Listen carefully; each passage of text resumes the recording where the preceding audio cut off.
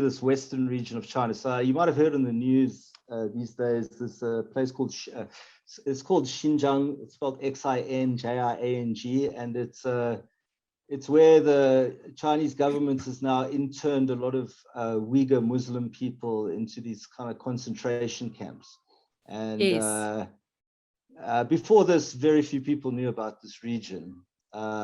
Anyway, so I was always obsessed with this place, and so I decided to do my doctorate in there, focusing on that. Like there wasn't many places in the world that did it, like where you could do that kind of thing. But and then also who will pay for it. So anyway, Cambridge University had a Central Asian Studies unit place. So I landed up going there, and I was lucky enough to get a Gates scholarship. Like at Cambridge, they have a Bill and Melinda Gates. I don't know if it's still called Bill and Melinda. Like, Yeah, they're divorced now. exactly.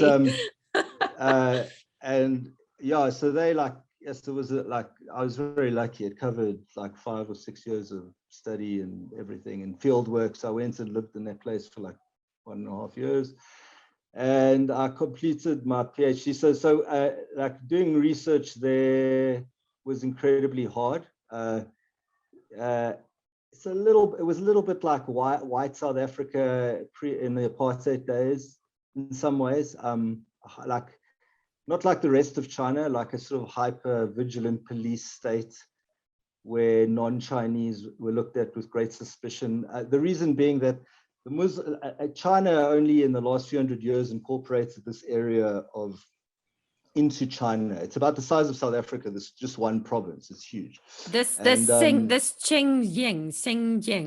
Yeah, Xinjiang Uyghur Autonomous Region. That's the official name. And the locals there are not Chinese in the way you would understand Chinese. They Turkic. So people from Turkey, they migrated from Central Asia to Turkey, right through Azerbaijan and through Central Asia to Turkey. So they actually so they look almost European-like in some ways. Mm-hmm. There's a kind of lots of crossover. There's people with red hair and blue eyes and all sorts. And the kind of Islam they practice is a kind of Sufi Islam. The writing script is Arabic. So like when you're there, you really it didn't feel like it's China in many ways, as you would sort of understand it. So they've got a very sort of separate identity. And then since the 1990s, there's been a sort of occasional terrorism, bomb blasts, like acts of terror, not like sporadic. Anyway, the government's so the government sort of treated this place like a kind of, it feel like a colony living there. So they're very suspicious of non-Han Chinese people living there. So research was very difficult, quite fraught. It's also very hard, like having to learn the languages, and because a lot of those people don't even speak Mandarin; they speak Uyghur, which is a Turkic language. Do you speak a language? Do you speak one of the languages? I speak Chinese, not as I don't speak it very well these days because I haven't used it in any extensive form in a long time.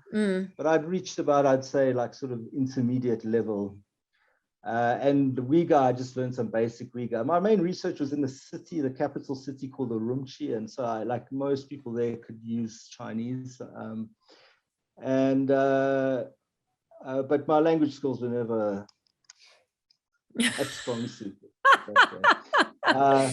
Yeah. And anyway, so after I finished my doctorate, I already was having reservations about continuing doing work there because I found it very difficult. In what way? For instance,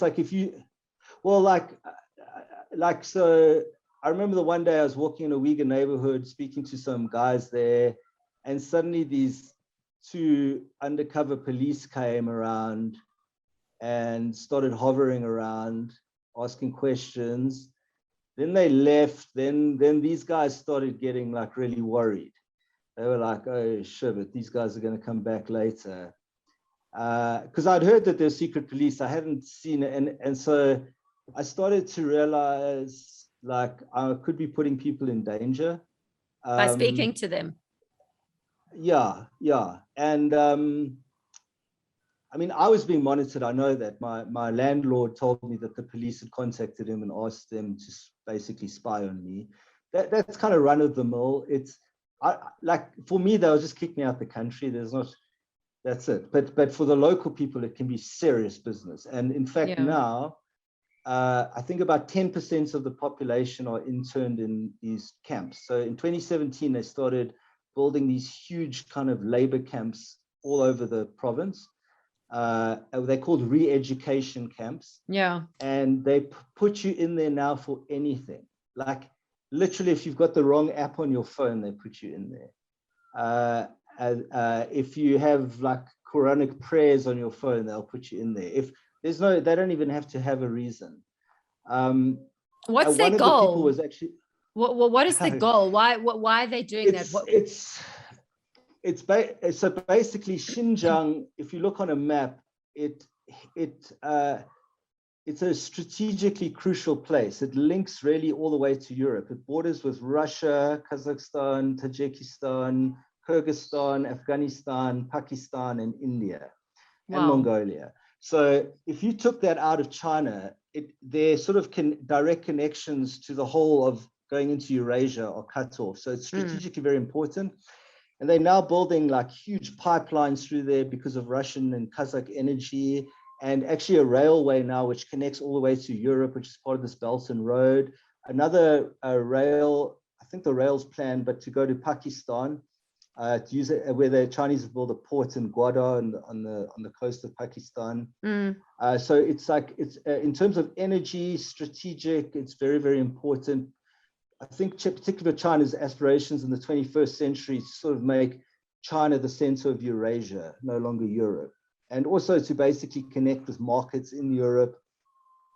And this idea of Uyghur people having independent states and Uyghur nationalism, it's there in the background. There is a Uyghur sort of nationalist movement, but they're very small. And in particular with the war on terror and the sort of radical Islam, bordering with Pakistan and Afghanistan, this was starting to influence into Xinjiang.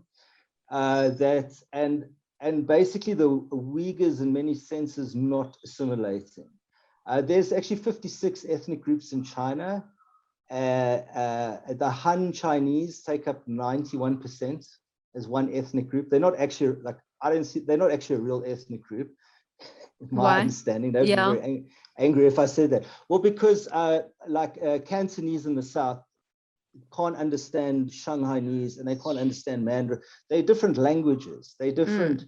They've got their own cultural identities. It's in the last, say, 400-500 years, they've forged this one identity of Han Chinese.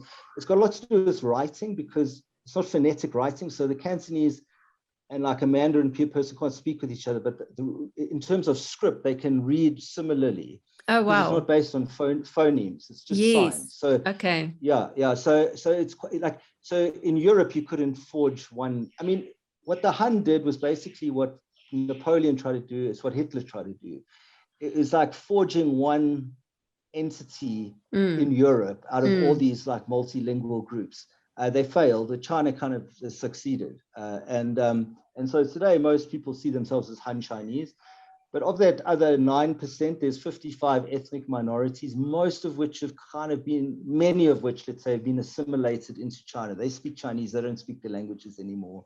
It's hard. You wouldn't know that they're different. And there's just a few it's the outlying ones on the outer edges of China which have maintained their identity. So that's the Tibetans, the Uyghurs, and there's a few others there, the Kazakhs, Kyrgyz, Uzbeks, and then the Mongols. And they occupy very big areas because once you move out of sort of South China and you start going north or west, you either reach huge mountains like the Himalayas and that, or you go into these massive deserts like the Gobi. So the areas which these people populate are massive. Yeah. Since like in the last, especially since Mao Zedong, they've aggressively populated these areas more with Han Chinese. Since what? Since communist China. So like in the 1940s, Xinjiang had like something like 6% of Han Chinese, and now it's probably about 50%. So they've just moved. It's like settler colonialism. Yeah. But within China, no one sees it as that.